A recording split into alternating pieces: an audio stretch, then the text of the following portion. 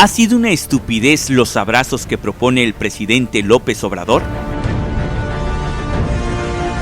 Hola, ¿qué tal?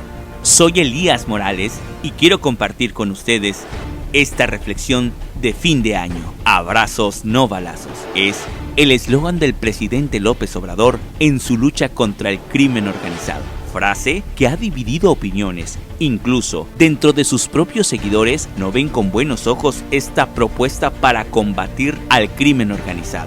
Aunque pudiera haber no una buena interpretación en dicho mensaje, porque pareciera que pone a la Guardia Nacional y a todo el cuerpo policíaco en una situación de vulnerabilidad o de indefensión contra los criminales. Si fuera tal caso, ningún elemento de la Guardia Nacional estaría armado. El combate, de acuerdo a la postura del presidente, es atacar lo que origina a la formación de grupos criminales, y esto es rescatar a los jóvenes con programas sociales. Incluso apela al intelecto y emociones por medio de la cartilla moral, que no ha sido bien vista, pero que en el fondo está haciendo una labor que muchos padres de familia hemos dejado de hacer: moralizar a nuestros hijos. ¿Será correcto el método? Se ve imposible que México llegue a lograr la paz que tanto anhelamos. Su situación es como la de un enfermo en terapia intensiva. El cáncer de la violencia tiene cubierto todo su cuerpo y pareciera que no hay solución ante un gran mal, mucho menos con el antídoto de los abrazos. Pero para poder comprender si el método del presidente puede ser el indicado, hay que echar un vistazo al pasado, regresar las páginas de la historia y ubicarnos en el primer siglo, en el del nacimiento de Jesús de Nazaret, en la época del Imperio Romano. Imperio que, sin temor a decirlo, vivía peor que México de nuestro siglo. Vivía sin una moral, no existía asistencia social. Los esclavos y reos no tenían derechos. Las niñas, desde los 9 años, ya las obligaban a casarse. Algunos de sus gobernantes eran depredadores pedófilos, como el caso de un emperador que tenía gusto no solo por las mujeres, también con los varones. Al final, sus apetitos sexuales llegaron hasta los niños, a los que les llegó a llamar mis pececillos. No existían los derechos humanos ni instancias autónomas para poderse quejar de tanto abuso de las autoridades. Aunado a todo esto, el sistema religioso judío se había convertido en un aparato represor del gobierno, ya que los propios sumos sacerdotes estaban dentro de la nómina del Imperio Romano y tenían policías religiosos para detener a todo aquel que proclamara toda creencia diferente a ellos. Precisamente, estos policías llevaron a Jesús de Nazaret a la crucifixión. Dentro de todo este oscuro panorama nada alentador, sin derechos humanos, sin instancias autónomas como Profamilia, Proesclavos, sin fiscalías, sin asistencia social, ¿cómo se pudo lograr un cambio en el Imperio Romano? ¿Será que por medio de los milagros y sanaciones que hacían los apóstoles? No. Observemos algo interesante. En el año 300 después de Cristo, en el Imperio Romano ya existía un 70% de la población cristiana. Algo tuvo que haber pasado para lograr esa cifra. ¿Y a qué se debió? Pues fue el amor.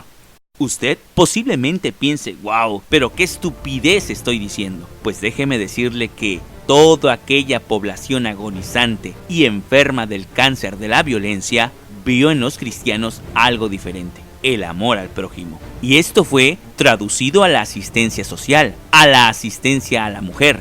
Cristo fue como el primer feminista, ya que dignificó a la mujer. Fue el cristianismo que abrazó a los esclavos, a los desamparados, como por ejemplo cuando en el año 165, durante el reinado de Marcos Aurelio, una pandemia azotó a la capital romana, ocasionando 5,000 muertes diarias. Médicos famosos como Galeno y políticos dejaron a su suerte a la población. Incluso muchos abandonaron a sus propios familiares. Y dentro de toda esa pesadilla viviente, fueron los cristianos que literalmente abrazaron a los enfermos a sabiendas que serían contagiados y que ellos también serían condenados a morir, pero no les importó. Los cristianos querían vivir la doctrina de Cristo, el amor al prójimo.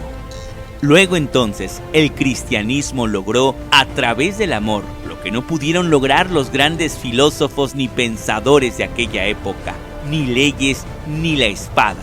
moralizar y pacificar el Imperio Romano. Pero cuando leo y escucho a muchos, pero sobre todo a cristianos que le apuestan al sistema bélico para frenar la violencia, pienso que deberían tomar en cuenta el poder del amor, aquel poder que llegó a transformar a Roma. Pero hoy, a cientos de años, cuán lejanas están aquellas palabras sobre perdonar a tu adversario hasta 70 veces 7, y orar y bendecir a todos aquellos que nos maldicen, y aquella orden divina de atender a la viuda, al huérfano, presos, desamparados, inmigrantes. Hoy, tales actos de apoyo muchos los pueden ver como actos populistas.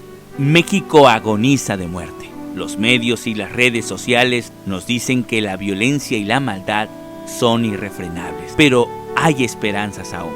Regresemos la vista a las sendas antiguas, aquel primer amor que hoy muchos perdimos. Y no dudo que este llanto sepulcral nacional se puede escuchar nuevamente la voz: levántate y anda.